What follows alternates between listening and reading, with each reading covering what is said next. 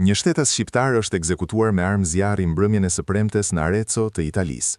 Sipas mediave të huaja, viktima është identifikuar si Gjergj Pergegaj, 30 vjeç, i cili humbi jetën pas disa të shtenave me armë zjarri pranë zonës Bivio di Olmo, në jug të qytetit. Sipas informacioneve paraprake, krimi ndodhi pak para mesnates, pranë një bari dhe një restoranti, pas një konflikti që dyshohet se kishte nisur brenda lokalit.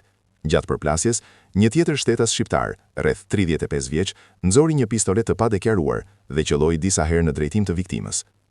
I riu u plagos rënd, ndërsa autori u largua menjëherë nga vendi i ngjarjes me një automjet, duke tentuar t'i shpëtojë policisë.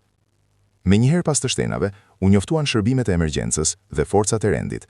Në vend ngjarje mbërritën ambulanca, policia dhe karabinierët, por pavarësisht përpjekjeve të mjekëve, 30 vjeçari nuk mundi të mbijetojë, pasi kishte marrë plagë fatale në qafë. Autoritetet italiane nisën ndjekjen e autorit, i cili u arrestua në orët e para të mëngjesit në banesa e tij në zonën përreth. Motivet e krimit mbeten ende të paqarta, ndërsa hetimet janë në vijim. Dyshohet se në konflikt mund të ketë ndikuar një çështje personale, por kjo pistë ende nuk është konfirmuar zyrtarisht nga autoritetet në Itali.